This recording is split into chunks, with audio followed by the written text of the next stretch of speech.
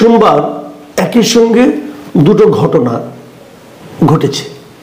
এই দুটোর মধ্যে কোনো সম্পর্ক আছে কিনা, এটা অথবা দুটো কাকতালীয় কিনা, এটা নিয়ে আপনারা চিন্তা করতে পারেন। এক নম্বর ঘটনা হলো যে বিএনপির স্থায়ী কমিটির একটা বৈঠক হয়েছে। সেই বৈঠকে বিএনপি বলেছে যে এ বছরের মাঝামাঝিতে যাতে জাতীয় নির্বাচন হয় এই জন্য তারা দাবি তুলবে। মানে বিএনপি দাবি তোলার অর্থ হলো বিএনপি সরকারের উপর চাপ প্রয়োগ করবে। চাপের কথাটা সরাসরি বলেনি, কিন্তু দাবি তোলা মানেই তো চাপ দেওয়া। বিএনপি কিন্তু আগে থেকেই বলছিল যে নির্বাচনটা দ্রুত হওয়া উচিত। বিএনপির কোনো নেতা বলছিল যে সংস্কারের নামে নির্বাচনকে কালক্ষেপণ করা হচ্ছে। মানে যে সংস্কার করার কথা সরকার বলছে সেই সংস্কার করেও এবছরের মাঝামাঝি সময়ে অথবা অক্টোবরের দিকে নির্বাচন করা সম্ভব। আমি নিজেও তা মনে করি। আমি নিজেও মনে করি যেভাবে সংস্কার কার্যক্রম চলছে, এভাবে সংস্কার কার্যক্রম চলার পরেও, সংস্কার এভাবে সবকিছু সম্পন্ন করার পরেও অক্টোবরের দিকে নির্বাচন হওয়া সম্ভব। কেন সেটাকে এই অন্তর্বর্তীকালীন সরকার আগামী বছরের মাঝামাঝি পর্যন্ত টেনে নিয়ে যেতে চায়, অথবা এটা নিয়ে গেলে কার লাভ, কিভাবে লাভ, এগুলো নিয়ে কিন্তু অনেক প্রশ্ন এরই মধ্যে উঠেছে। অনেকেই বলেছেন সরকারের কাছ থেকে কোনো সুনির্দিষ্ট জবাব পাওয়া যায় না। কেন 1.5 বছর লাগবে এটা ওনারা এখনো ক্লিয়ার করতে পারে নাই। সংস্কার বলছেন, তারা যে সংস্কার কমিটিগুলি করেছে, এরা যে সংস্কারের প্রস্তাবগুলো দেবে, এই প্রস্তাবগুলো আসলে তারা কি খুব সংস্কারের জন্য খুব যোগ্য কোনো ব্যক্তিদের হাতে দায়িত্ব দিয়েছেন, এটা নিয়েও কিন্তু নানা বিতর্ক আছে। তারা লোক নির্বাচনে খুব পটু, এটাও তারা প্রমাণ করতে পারেন নাই। খালি সংস্কার মুখে মুখে বললে তো হবে না, সংস্কার করার জন্য তো সেরকম মানে আপনার পদক্ষেপ নিতে হবে। সেই পদক্ষেপগুলো কি তারা নিয়ে যেতে পেরেছেন, অথবা পদক্ষেপগুলি নেওয়ার ক্ষেত্রে তারা কি যোগ্য, এ নিয়েও প্রশ্ন উঠেছে। এই সরকারের যোগ্যতা নিয়ে নানা ক্ষেত্রে প্রশ্ন উঠেছে। তারা কি দেশ চালাতে পারছে? তারা যে সংস্কার করার জন্য যদি 1 বছর অথবা 1.5 বছর সময় নেয়, এই 1.5 বছর অথবা 1 বছর তারা কি দেশের মানুষকে স্বস্তি দিতে পারবে? এগুলো কিন্তু প্রশ্নের জবাব নাই কোনো। আমরা প্রতিদিনই দেখছি সরকার এমন এমন পদক্ষেপ নিচ্ছেন যে পদক্ষেপের কারণে মানুষের জীবন অতিষ্ঠ হয়ে উঠছে। সর্বশেষ আপনারা দেখলেন প্রায় শতাধিক পণ্য এবং সেবায় তারা ভ্যাট আরোপ করেছে, সম্পূরক শুল্ক আরোপ করেছে। এর নেতিবাচক প্রভাব কিন্তু অলরেডি পড়তে শুরু করেছে। আপনি বাজারে গেলে দেখবেন অনেক কিছুর দাম এরই মধ্যে বেড়ে গেছে। জিজ্ঞাসা করে তারা বলবে এর মধ্যে নতুন করে ভ্যাট আরোপ হয়েছে। যা তারা বাড়িয়েছে হয়তো এতটা বাড়ানো উচিত নয়, কিন্তু আমাদের ব্যবসায়ীরা যা করে, অনৈতিক যে ব্যবসায়ীরা যে সমস্ত কর্মকাণ্ড করে, তাই হবে, এটাই তো স্বাভাবিক। তো এই সময় এতদিন বিএনপি নেতারা বিভিন্ন জনসভায় বিভিন্ন আলোচনায় বলতেন যে তাড়াতাড়ি নির্বাচন দেন। এখন তারা স্থায়ী কমিটিতে বৈঠক করে সিদ্ধান্ত নিয়েছেন যে তারা এই বছরের মাঝামাঝিতে নির্বাচন হোক, এই দাবিটা তুলবে। স্থায়ী কমিটি হলো বিএনপির সর্বোচ্চ বডি। তার মানে এটা দলের একটা সর্বসম্মত সিদ্ধান্ত। যে মিটিংয়ে সোমবার এসে মিটিংয়ে তারেক রহমান নিজেও ভার্চুয়ালি উপস্থিত ছিলেন। এখন সরকার এই চাপ কিভাবে মোকাবেলা করবে, অথবা এটাকে মোকাবেলা করার দরকার আছে কিনা, সেটাও কিন্তু প্রশ্ন। বরঞ্চ এই দাবি মেনে নিলেই সরকারের বা কি ক্ষতি হবে, সেটাও প্রশ্ন। বড় আরেকটি রাজনৈতিক দল জামাত ইসলামী, তারাও কিন্তু এরই মধ্যে গত বছর নভেম্বরের 21 তারিখে আমি দেখেছিলাম যে ওদের নায়েবে আমির সৈয়দ আবদুল্লাহ মোহাম্মদ তাহের, উনিও কিন্তু কুমিল্লার 14 গ্রামে একটা মিটিংয়ে বলেছিলেন যে আশা করি যে এই বছরের মধ্যে 2025 সালের মধ্যে সরকার সংসদ নির্বাচন করবে। মানে তাদেরও আগ্রহ আছে দ্রুত নির্বাচনের জন্য। এই দ্রুত নির্বাচনের রাজনৈতিক যে চাপ, এটাকে আমি বলবো অভ্যন্তরীণ চাপ। কিন্তু এর মধ্যে আমি একটা বাইরের চাপের কথা ফিল করছি, ওটাই আসলে গুরুত্বপূর্ণ এই আলোচনার। সেটা কি, এই সোমবার দিনই মানে গতকালকে সোমবার দিনই ভারতের সেনাপ্রধান জেনারেল উপেন্দ্র দ্বিবেদী তিনি তাদের সেনা দিবস পালনের আগে একটা সেনাবাহিনীর বার্ষিক সম্মেলন হয়েছিল। সেই বার্ষিক সংবাদ সম্মেলনে উনি বাংলাদেশের রাজনৈতিক প্রসঙ্গে বিভিন্ন প্রশ্নের জবাব দিয়েছেন। সেখানে উনি কতগুলি কথা বলেছেন, কথাগুলি খুব গুরুত্বপূর্ণ। আপনারা একটা আমি আপনার কিন্তু 2-3টা কথা বলছি, আপনারা একটু শুনেন মন দিয়া। এবং এটা কেন তারা বললেন, উনি বললেন সেনাপ্রধান তো ভারতের গুরুত্বপূর্ণ একজন ব্যক্তি। তো উনি কি বলেছেন? উনি বলেছেন বাংলাদেশ ভারতের এক গুরুত্বপূর্ণ স্ট্র্যাটেজিক পার্টনার। কোনো ধরনের শত্রুতা দুই দেশের জন্যই ক্ষতিকর, তাতে কারো স্বার্থ চরিতার্থ হবে না, একটা কথা। আরেকটা কথা হলো আমরা প্রতিবেশী, আমাদের দুই দেশকেই একসঙ্গে বাস করতে হবে, পরস্পরকে জানতে ও বুঝতে হবে। কোনো ধরনের শত্রুতা কারো পক্ষে ভালো নয়। এখন এই যে দুটো কথা বললেন, দুটো মোটামুটি একই রকম কিন্তু বিষয়।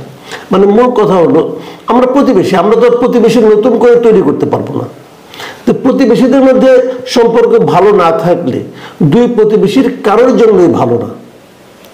আপনাদের মনে আছে ডক্টর ইউনূস সাহেব যখন ক্ষমতায় প্রথম বসলেন, এই বসার সময় উনিও কিন্তু একই কথা বলেছিলেন যে আপনারা আমাদের সঙ্গে ভালো আচরণ করুন, আমরাও আপনাদের সঙ্গে ভালো আচরণ করব। একচেটিয়া ভাবে আপনারা আমাদেরকে চাপ দিবেন, আমাদের উপর মাতুব্বরি করবেন, বড় ভাই স্বভাব আচরণ করবেন, আর আমরা সেটা মেনে আনন্দিত হব, তা হবে না। ডক্টর ইউনূসের এমন বক্তব্যকে এদেশের একজন নাগরিক হিসাবে অনেকের সঙ্গে আমরাও সমর্থন করেছিলাম যে উনি তো ঠিকই বলেছেন, আমি ছোট হতে পারি কিন্তু আমারও তো একটা মেরুদণ্ড আছে। যদি আপনি আমার সঙ্গে সম্পর্ক ভালো না রাখেন, আমি অন্য কারোর সঙ্গে সম্পর্ক ভালো করব, কোনো সমস্যা নাই। সেই নমুনা কিন্তু এরই মধ্যে গত কয়েক মাসে, গত 6 মাসে বাংলাদেশের পক্ষ থেকে দেখানো হয়েছে। এবং ভারত এখনো কিন্তু একটু শক্ত হয়ে আছে আমি মনে করি। বিভিন্ন ক্ষেত্রে, কূটনৈতিক বিভিন্ন ক্ষেত্রে ভারতের ভূমিকা আমাদের সঙ্গে যে খুব একটা ইতিবাচক ভূমিকা, তা কিন্তু আমরা দেখছি না। যেমন ধরুন বাংলাদেশের আগে বাংলাদেশের সবচেয়ে বেশি লোক বিদেশে যাওয়া মানে ভারতেই যেত, যেহেতু আমাদের সঙ্গে এত বড় সীমান্ত, আমাদের 3 দিকেই তারা আছে, যেত সবাই। সেই ভিসা তারা বন্ধ করে দিয়েছে, এতে তাদেরও ক্ষতি হয়েছে, আমাদেরও ক্ষতি হয়েছে, কোনো সন্দেহ নেই। বিভিন্ন দিক দিয়ে আমরা ক্ষতিগ্রস্ত হয়েছি, তারাও হয়েছে কিন্তু। এবং এটা হয়তো ভারত এতদিনে উপলব্ধি করতে পেরেছে যে দু দেশের সঙ্গে সম্পর্ক ভালো না রাখলে এটা ভালো হবে না, দুজনের জন্যই ভালো হবে না। তো এই জিনিসটা ভারতের সেনাপ্রধানের মুখ দিয়ে কিন্তু বের হয়েছে। এখন প্রশ্ন হচ্ছে, এই যে কোনো ধরনের শত্রু দেখার পক্ষে ভালো না, আমরা প্রতিবেশী, দুই দেশকে একসঙ্গে বাস করতে হবে, হচ্ছে না কেন? হচ্ছে না কেন? কালকে থেকে হবে নাকি পরশুদিন থেকে হবে? কবে হবে? কিভাবে হবে? হ্যাঁ, এই যে প্রশ্নটা, এই প্রশ্নটার জবাবও এই ভারতের সেনাপ্রধান সোমবার দিন দিয়েছেন। তিনি কি বলেছেন শুনুন, উনি কি বলেছেন। এটি হলো সবচেয়ে গুরুত্বপূর্ণ পার্ট। তিনি বলেছেন দুই দেশের সামরিক সম্পর্ক একেবারে ঠিক রয়েছে।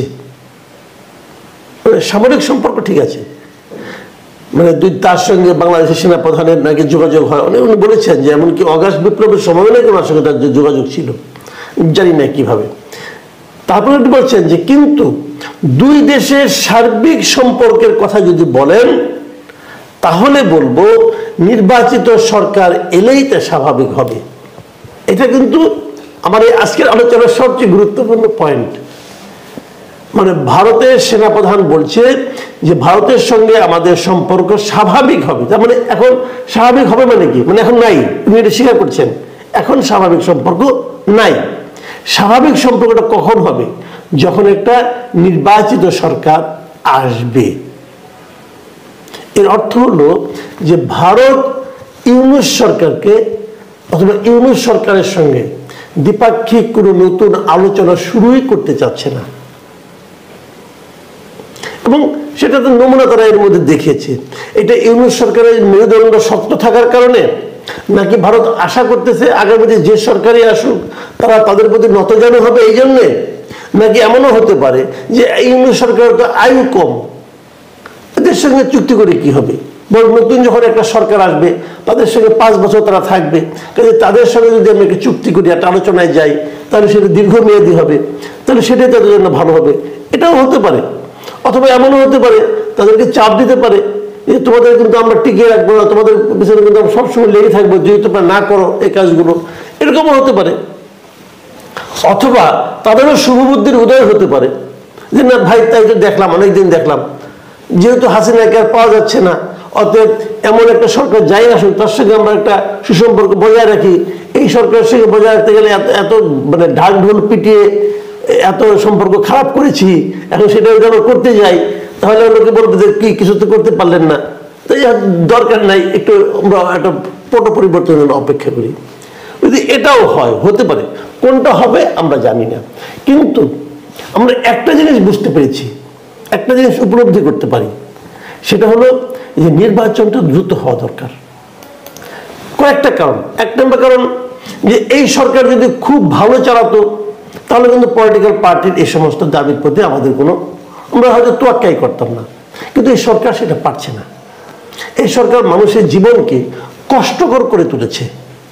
দ্বিতীয়ত, রাজনৈতিক দলগুলো চাইছে আপনি নির্বাচন দ্রুত করেন, মিনিমাম সংস্কার যতটুকু করতে চাচ্ছেন। আমি আজকেও দেখলাম যে সংস্কার কমিশন, বিশেষ করে সংবিধান সংস্কার কমিশন, তারা নাকি 2-1 দিনের মধ্যে তাদের প্রতিবেদন দাখিল করবে। করলে পর এটার উপর ভিত্তি করে নির্বাচন সংস্কার কমিশন যেটা আছে তারাও এই সপ্তাহের মধ্যে তাদের দিবে, মানে রিপোর্ট দিবে বলে আমরা যতটুকু বুঝতে পারি। তারাও সেগুলো দেয়, সেগুলোর উপর ভিত্তি করে একটা নির্বাচন আমি মনে করি করে ফেলা উচিত, এবং সেটা দ্রুত করলেই ভালো। তাতে বিএনপিও খুশি, জামাতও খুশি। আবার পাশাপাশি আমাদের প্রতিবেশীর সঙ্গে সম্পর্ক ভালো করার জন্য নির্বাচন দ্রুত করা উচিত। প্রতিবেশীর সঙ্গে ঝগড়া করে কোনো লাভ নেই। আত্মসম্মান বজায় রেখে সৎ প্রতিবেশী সুলভ আচরণ তাদেরকে করতে বাধ্য করার মাধ্যমে পারস্পরিক সহাবস্থান সম্ভব, সেটাই করতে হবে। কারণ এদেশের মানুষ নতজানু থাকতে চায় না কোনো দেশের কাছে। এই জিনিসটা নিশ্চয়ই নতুন যে সরকার আসবেন, পলিটিক্যাল গভর্নমেন্ট, তারা উপলব্ধি করতে পারবেন। তো সব মিলিয়ে এই যে দাবিগুলো, আমারও তাই মনে হয় এখন যদি এই অন্তর্বর্তীকালীন সরকার তাদের দীর্ঘদিন ক্ষমতায় থাকার লোভটাকে সম্বরণ করে তারা যদি দ্রুত নির্বাচন দেন, আমি মনে করি সেটা সবার জন্যই ভালো হবে। প্রিয় দর্শক, এখন এ পর্যন্তই।